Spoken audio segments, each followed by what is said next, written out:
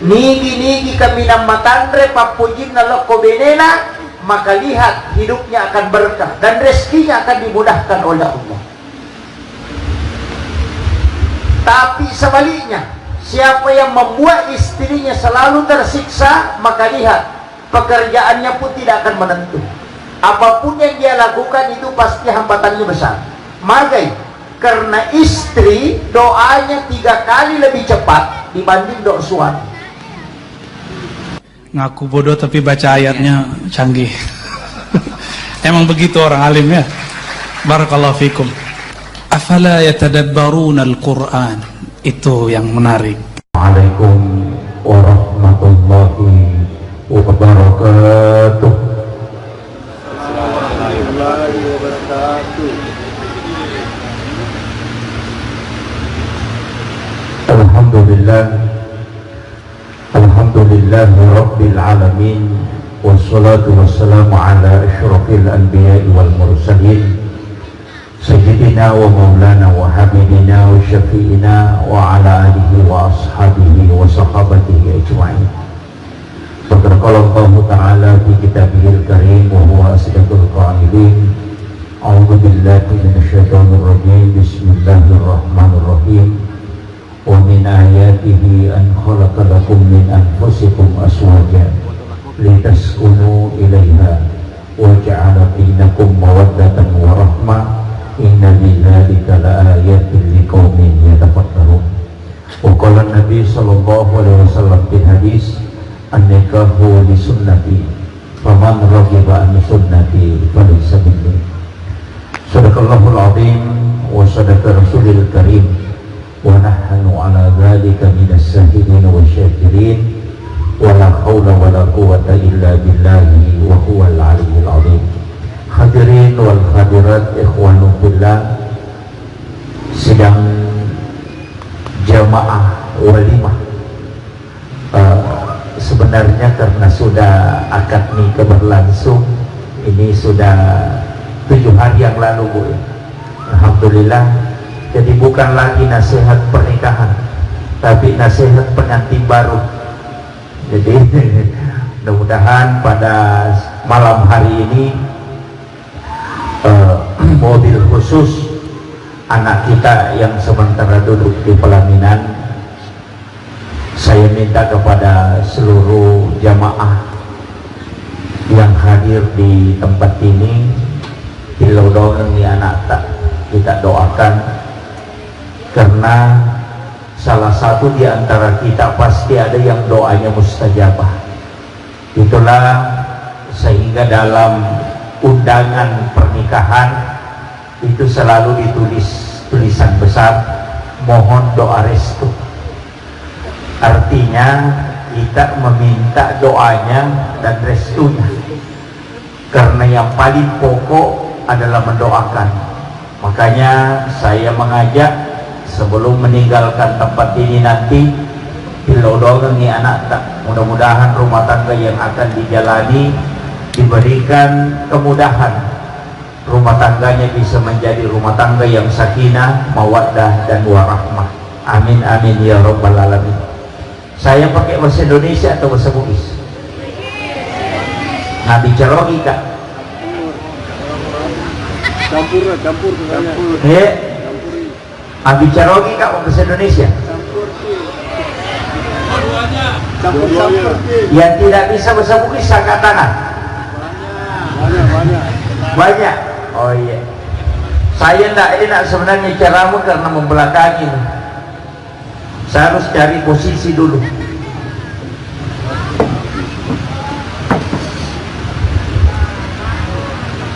Ya. Jelas Ki Budi?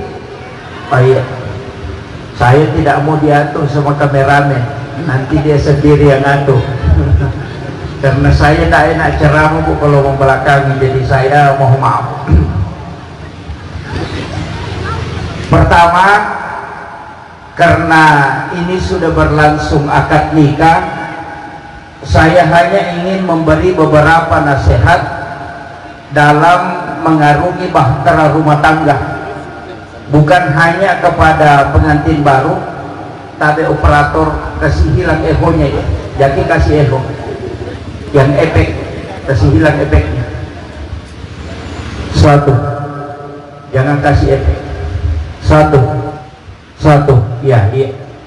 Jadi saya ingin kasih nasihat bukan hanya kepada pengantin baru, tapi juga kepada diri saya pribadi dan sininda atau nama lebih yang kayak hadir. Pertama, iero rumah tangga sidonganna, kalau kita bicara menjalani kehidupan berumah tangga dari dulu, bahkan Rasulullah sendiri yang disebut manusia sempurna itu mengalami berbagai macam permasalahan dalam membina bahtera rumah tangga. Cuma Rasulullah itu sebenarnya diberikan bimbingan langsung oleh Allah Subhanahu wa taala. Narima konanaro. Ulama kita dari dulu mengatakan tidak ada rumah tangga tidak ada masalahnya, pasti ada. Karena ternyata kalau kita mengkaji dalam bahasa, sakinah itu sebenarnya tidak akan pernah muncul kecuali ada masalah. Jadi ya sange rumah tangga sakinah, angka pemasalah na pemubah ya sange sakinah. Karena sakinah itu dari kata sakana. Ya kongka kopi garu kemudian tenang, itu bahasa Arabnya sakana. Dadaunan yang diterpa angin kemudian tenang, bahasa Arabnya sakana. Jadi sakana sebenarnya itu adalah tenang ketika sudah bergejolak. Makanya rumah tangga yang sakinah sebenarnya adalah rumah tangga yang awalnya ada masalah dalam hatinya. Biasa angka codok, agak jeru bahasa sederhana aku makai de codok ngambek. Biasa angka codok atau megeli. Kalau mungkin orang wajo mengatakan megeli. Makanya ketika muncul itu kemudian hilang, itulah maknanya sakinah. Jadi dia itu nampak ya sange sakinah kode gaga susah cedek. Dan memang ulama mengatakan ia tu makundra ia kopure codok tasipula so merek batena makadoh. Jadi kalau wanita itu ingin sakinah, ya mesti memang ada sedikit masalah. Dan ternyata wanita diteliti dalam ilmu psikologi, setiap bulan pasti mengalami itu. Menjelang haid pasti mudah tepramen. Makanya di arwanewe kota makada magi di mama nai magi di ibu ene cede jodoh sie macam itu nadapi watuna. Makanya harus paham itu. Tapi masalah ini dalam agama itu ujian dalam hidup. Nah sebab rumah tangga tidak akan kokoh ketika tidak diuji. Makanya saya wasiatkan angkamu Pak Burana. Di dalam agama kita diajarkan oleh Rasulullah yang pertama, rumah tangga itu supaya dibina dengan penuh ketenangan, hendaknya kita mengamalkan satu surah di dalam Al-Quran, sering membaca. Makanya Rasulullah setiap malam membaca itu surah Ar-Rahman. Itu untuk ketenangan. Tapi kalau masing-masing sibuk, ini saya ambil standar kedua, masing-masing sibuk. Mungkin istri sibuk tidak sempat baca Ar-Rahman, suami juga tidak sempat baca Ar-Rahman. Ada satu surah yang pendek sekali, tapi itu untuk ketenangan juga. Itu surah Al-Kautsar. Inna a'tainakal kautsar fasholli li rabbika wanhar inna syani'aka huwal abtar. Kalau ini masih tidak sempat baca, ini kelewatan. Ini 3 ayat. Tapi ada doa yang Rasulullah mengatakan Allah akan meniupkan angin dari dalam surga masuk ke dalam kalbunya, sehingga dia selalu merasa tenang. Ternyata ada doa itu, raditu billahi robba wa bil islami dina wa bi muhammadin nabiyya wa rasulah. Siapa yang membaca 3 kali atau 7 kali setiap maghrib dengan subuh kata Nabi, maka orang yang membacanya akan ditiupkan hawa dari dalam surga, langsung masuk ke dalam kalbunya kata Nabi, supaya hatinya selalu tenteram. Makanya kalau ada orang biasa berdebar-debar hatinya, tidak ada masalah, berdebar jantungnya kayak ketakutan, amalkan ini 3 kali atau 7 kali. Dalam hadis itu dikatakan 3 kali salasa marrat, 3 kali atau bisa 7 kali. Tapi sebaiknya dibaca 7 kali. Itu setiap maghrib dengan subuh. Sesudah sholat maghrib baca 7 kali. Sesudah sholat subuh baca 7 kali. Supaya diberikan ketenangan. Masalah apapun yang dihadapi insya Allah tenang. Itu hadis Nabi. Kayaknya saya wasiatkan, mudah-mudahan dihafal ini. Raditu billahi robba wa bil islami dina wa bi Muhammadin nabiyya wa rasulah. Ada dalam versi lain, saya dapat dalam kitab Ad-Du'a itu, raditu billahi rabba wa bil islami dina wa bi Muhammadin nabiyya wa tiba wa rasulah. Itu ada kalimat wattiba. Jadi ini doa hendaknya diamalkan untuk bukan saja pengantin baru tapi juga kepada pengantin lama, karena ini untuk qalbu, supaya hati kita diberikan ketenangan oleh Allah Subhanahu wa taala. Kemudian yang kedua, saya wasiatkan itu tadi sakinah. Kemudian yang kedua mawaddah. Ya kumakanati mawaddah sebenarnya itu adalah cinta yang didasari pada bentuk fisik. Kalau warahmah, kasih sayang bukan melihat fisiknya, tapi karena memang muncul dari dalam. Jadi cinta itu memang dibalut harus 3. Sakinah, diberikan ketenangan ketika menghadapi masalah. Mawaddah, ada kasih sayang yang dinampakkan dari tubuh yang indah. Makanya sebenarnya dalam rumah tangga itu wanita harus cantik. Wanita itu harus selalu sempurna penampilannya. Karena laki-laki Pak Bu, syahwatnya itu 60-70% dipengaruhi pada pandangan mata. Yaitu arwane we syahwatna ukwi pakitanna, yaitu situ makun raya ukwi pareng kalinganna. Makanya namode nama garat tak arwane ko jagongwi mak bote tata laku. Iya. Ito yo pi makun raya na din nama cantik sabaraki. Makanya wanita itu harus unggul dalam masalah kecantikan. Tapi yang makupa ya sangi wanita cantik tergantung dari kamera. Gitu. Kamera HP, karena kadang-kala aslinya tidak begitu tapi dipoles jadi cantik karena di kamera. Makanya hati-hati dengan wanita sekarang, karena kadang kecantikannya itu mengikuti saja memori itu, mengikuti HP. Tapi kalau mau cantik abadi, ada sebenarnya. Cantik abadi itu sebenarnya begini. Di dalam Islam itu diajarkan, kalau kita mengatakan inner beauty, sebenarnya engkau yang pertama, kenapa kita dianjurkan selalu memelihara wudhu? Jaga jenek, jaga jenek. Kenapa menjaga wudhu itu penting? Karena ternyata itu salah satu cara untuk menjaga diri supaya kulit itu tetap terjaga, kecantikan. Yang kedua, itu mandi tengah malam. Itu juga paling bagus Pak. Jam 2 malam mandi. Itu mandi tengah malam adalah sunnah Nabi. Rasulullah itu mandi di tengah malam. Cuma kadang ini malas. Padahal mandi tengah malam itu manfaatnya luar biasa Pak. Yang pertama itu untuk awet muda, itu mandi tengah malam. Kemudian yang kedua, kalau ada orang sering sakit kepala, mereka akan dapat diulu, obatnya itu cuma mandi tengah malam. Berhenti tuh. Batuk-batuk kering tidak mau berhenti, suruh mandi tengah malam. Insya Allah tidak akan, itu akan disembuhkan. Itu mandi tengah malam manfaatnya luar biasa. Cuma jarang kita amalkan. Iya. Nah sebab ini mega dioleh. Kalau tengah malam jam 2, jam 3 itu paling bagus.